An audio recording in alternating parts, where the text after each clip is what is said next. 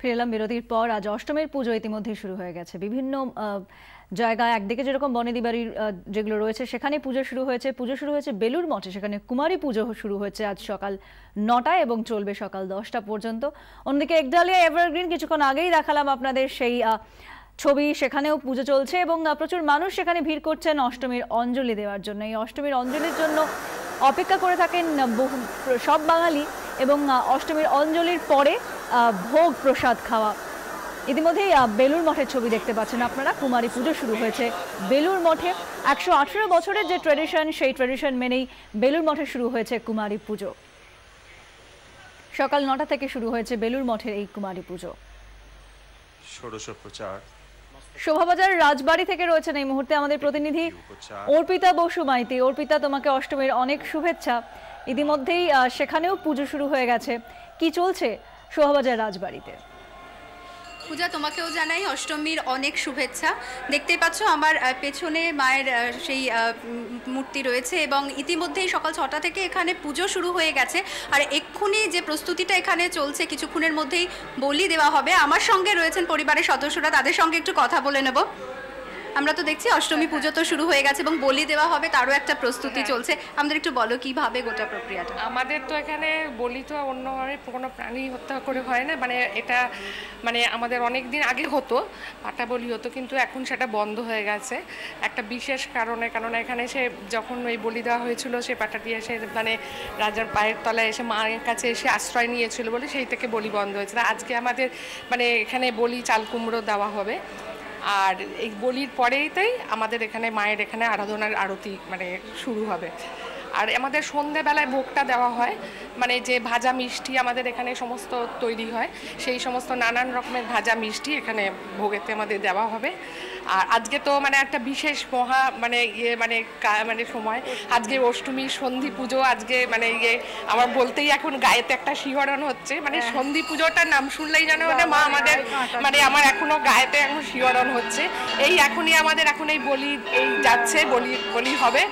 তা এখন সবাইকে এই দিনটার জন্য যেন সবাই মা আমাদেরকে ভালো রাখে, হাসি মুখে আবার যেন আমরা সবাই এসে মায়ের সামনে সবসময় এসে দাঁড়াতে পারি, এই কামনা করি। আর সবাই আজকে অষ্টমীর দিনটাকে ভালোভাবে খুব আনন্দ সহকারে যেন সব উপভোগ করুন, সবাই যেন ভালো থাকে। আমরা খুব ঠাকুরবাড়িকে ভালোবাসি এবং ঠাকুরবাড়ির সমস্ত কারণে দৌড়ে দৌড়ে আসি। এটা এখানে বাড়ি আমি সবাই এই 4টে দিন আমাদের বাড়িতে যে যেখানেই থাকুক না, সবাই চেষ্টা করে যে এখানে এসে এই দালানে এসে উপস্থিত হতে। তা আজকেও আমরা সবাই সেটাই চাইছি যে সবাই আসুক।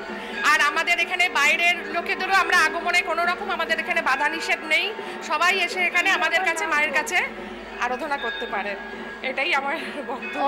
অর্পিতা, স্টুডিও থেকে যে আওয়াজ আমি শুনতে পাচ্ছি শোভাবাজার রাজবাড়ির, তাতে মনে হচ্ছে যে ইতিমধ্যেই পুজো শুরু হয়ে গেছে সেখানে।